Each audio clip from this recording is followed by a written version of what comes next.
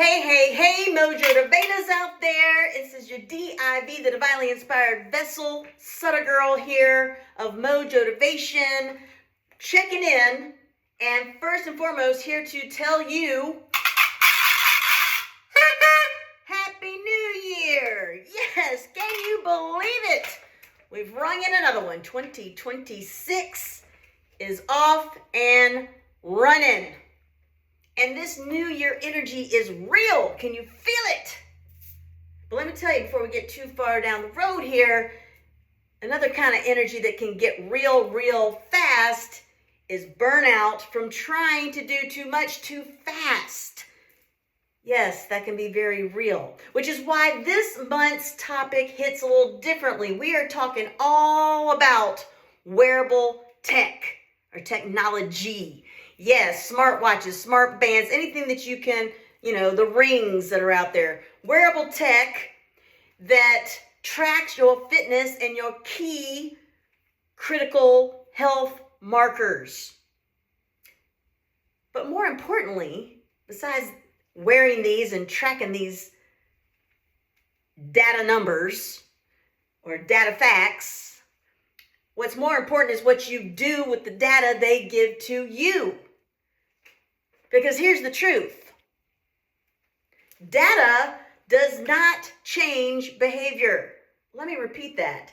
Data does not change behavior. Awareness does. And that's why I tell my clients all the time, self-awareness is your greatest leverage. Well, this is a new kind of awareness about yourself, about your physical self and how it's responding to all these things these trackers are tracking. But it's how you apply that new awareness that's going to lead to the results that are going to better serve you and your fitness. So here's the deal. Your tracker of choice is not the boss. It's simply an informer. And when used the right way, when applying that newly gained awareness, it helps you optimize your efforts, not maximize your exhaustion. So let's get into that a little bit more. We're going to start with one of the key markers these trackers track, which is your heart rate variability, or HRV.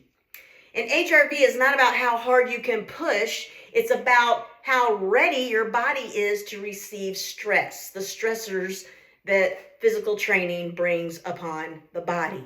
So if you've got a high HRV, your nervous system is adaptable, you're recovered, you're resilient, and you're green lit. In other words, you're ready to get after it.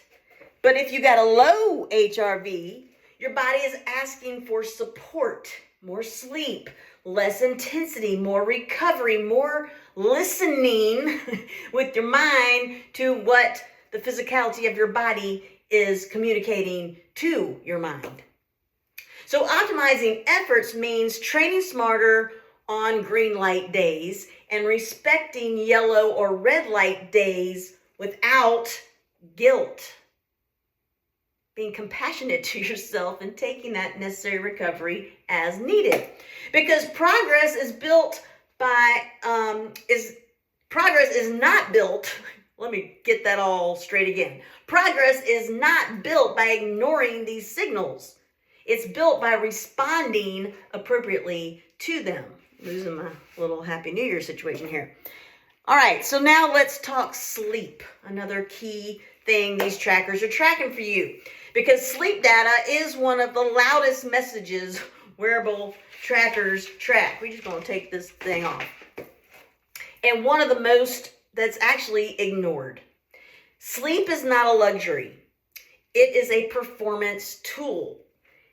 Your tracker shows how long you slept, how deep you slept, how often you woke up and had your sleep interrupted, and how consistent your sleep schedule is. But here's the behavior change question. What patterns do you see, and what are you willing to adjust? Are you willing to have an earlier wind down and less late night scrolling and more consistency on when you start to wind down to anticipate the sleep you're about to embark on receiving or doing, even on weekends, keeping that consistency. So you don't need perfect sleep. You need intentional sleep. Next up, we're talking about daily movements and steps that get tracked. And I used to poo-poo this a little bit and be like, well, a step is not a step is not a step. What kind of quality step are we putting into it? How's that impacting your heart rate? All those kind of things. But I think I talked about it last year about neat movement, and I'll leave that to you to look into deeper. But these steps do matter, and hence why these devices such as a Fitbit were even created. But daily movement and steps are not a competition. They're a conversation with your lifestyle. Low steps on days often reveal that you had too much sitting or too many meetings or just too little margin to get them in for whatever reason that given day. But those are all clues as to what it was that kept you from getting the daily recommendation of a minimum of 10,000 steps. Optimizing effort might look like a walk after meals, parking farther away, 10 minutes of movement between tasks, small inputs, but with a big payoff. But again, being more intentional once you figured out that maybe yesterday you had a low step day, how to get more of them in the next day, and taking a look at whatever that next day's schedule is so that you can figure out where you have the gaps to get them in. All right, so let's not forget about your resting heart rate. Yet another item tracked by these wearable tech devices. One of the simplest yet most powerful of all the metrics. So when your resting heart rate trends down, it can often signal improved cardiovascular health, which is great, better recovery from your workout the prior day or days, reduced stress. But then when it trends up, it might be time to check your sleep, how's that going, your hydration, your stress load on yourself, whether that's physical training or what the daily grind might be bringing your way. And whatever your training volume is. Maybe it's time to, maybe you need to lessen the load that week or the next week coming in. But again, all this data is just feedback. And it's not to be viewed as failure. It's just, again, gaining more awareness about you and what your body's going through. So here is the motivation mindset shift that I want you or us, because I'm in this with you, to carry forward. Those wearable devices are not there to shame you. They're there to support I and you. So stop asking, did I do enough? And start asking, did I listen well enough to make the necessary adjustments? Ramp it up or back off.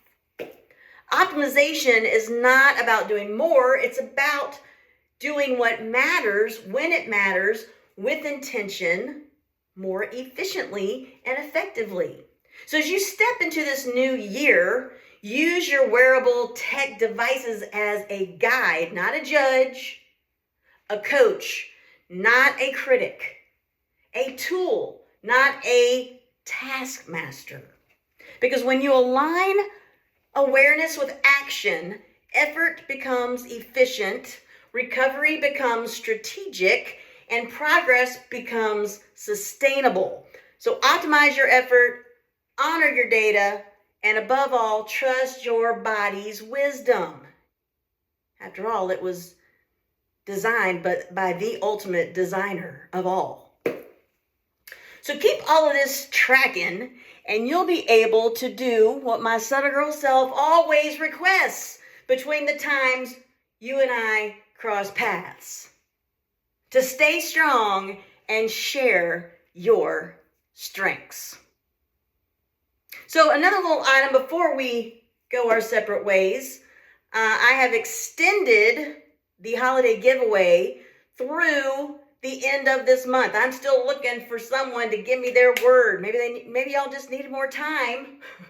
But I'm looking for somebody to message me, DM me at Motivation at my Instagram account, your intentional word for 2026. And the first person to do that is going to get that holiday giveaway. So it's in the little info block to the right of this video message on your screen. So take advantage of that.